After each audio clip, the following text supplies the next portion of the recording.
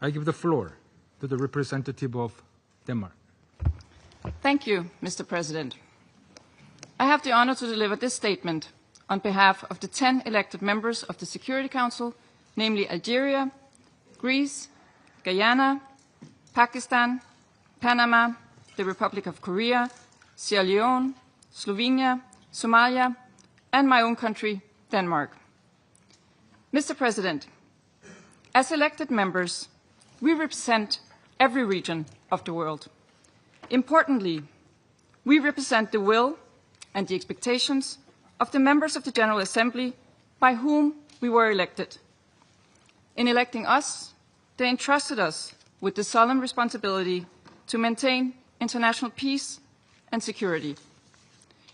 It is in this spirit and with this grave responsibility in mind that we, collectively and resolutely, present today's resolution.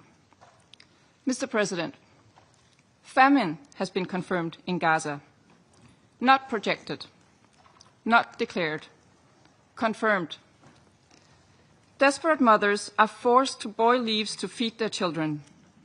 Fathers search the rubble for sustenance. People are killed as they try to get food to survive.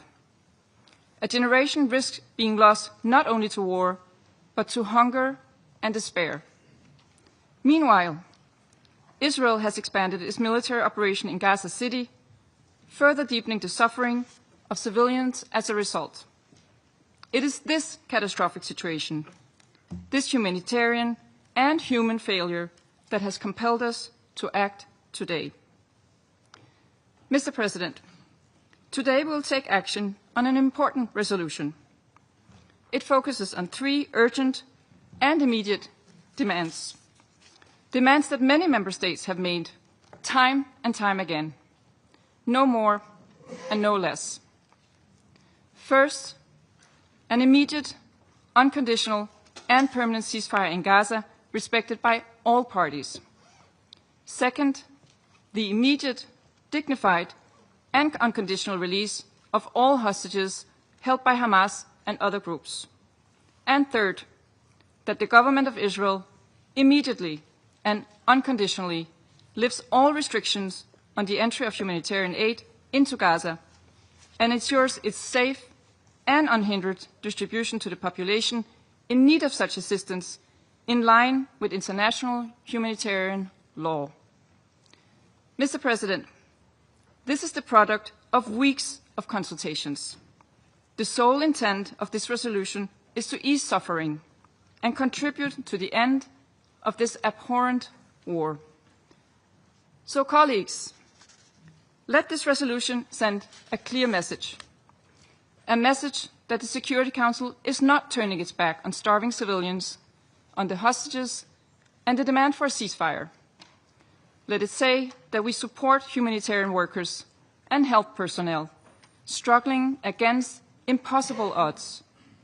That when a war is live-streamed around the world, daily and in graphic details, we have the decency to act. That international law matters. That humanitarian principles matter. That the principles of humanity enshrined in the UN Charter guide us. Mr. President, we, the 10 elected members of the Security Council, call on all Council members to vote in favor of this resolution and to uphold this Council's responsibility for the maintenance of international peace and security. I thank you. I thank the representative of Denmark for the statement. I now give the floor to the representative of the United States. Thank you, Mr. President. Colleagues, U.S. opposition to this resolution will come as no surprise. It fails to condemn Hamas or recognize Israel's right to defend itself, and it wrongly legitimizes the false narratives benefiting Hamas, which have sadly found currency in this Council. Council members ignored when the United States made clear that this resolution was unacceptable. The Council instead adopted for performative action designed to draw a veto that extends Hamas terrorists and those who fund them and support them and gives them a lifeline.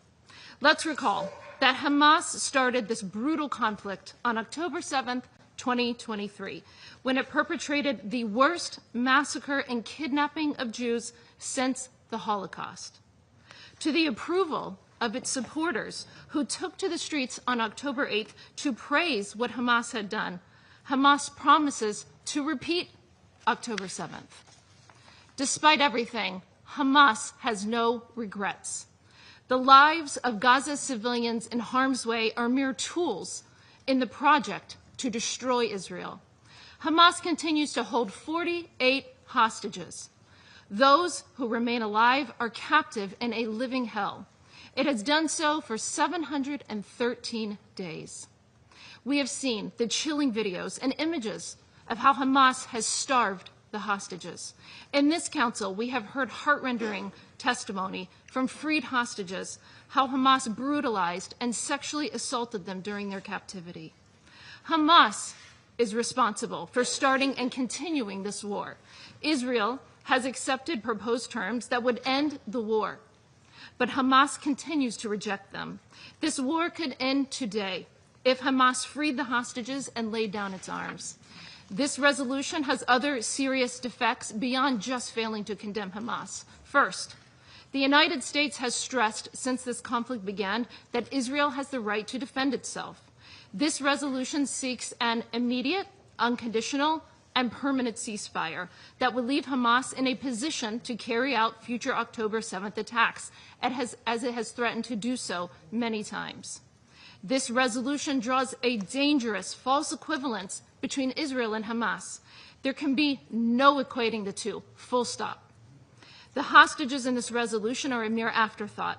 The United States will never accept this. President Trump will never accept this. He has made clear all 48 hostages must be released now. This resolution also refuses to acknowledge and seeks to return to a failed system that has allowed Hamas to enrich and strengthen itself at the expense of civilians in need. This resolution wrongly references the IPC report with its flawed methodology, changed standards, and clear bias. Gaza has humanitarian needs because of Hamas, and because the international community turned a blind eye to the true use of the billions in aid that it provided. Israel takes clear risks by working every single day with the United States and regional partners to deliver aid to civilians, as we witnessed today. As Ambassador Huckabee said, initial reports show a terrorist arrived at Albany Crossing, driving an aid truck intended for Gaza, and murdered 2 Israeli soldiers. This heinous act betrays the trust in humanitarian efforts. We offer our condolences to the bereaved IDF families. This resolution fails to recognize the reality on the ground that there has been a meaningful increase in the flow of humanitarian aid. However, the UN's own data shows that approximately 85% of UN aid sent to Gaza since May 19th has been intercepted. We must ensure that this aid reaches the civilians who need it, rather than sustaining the Hamas terrorists.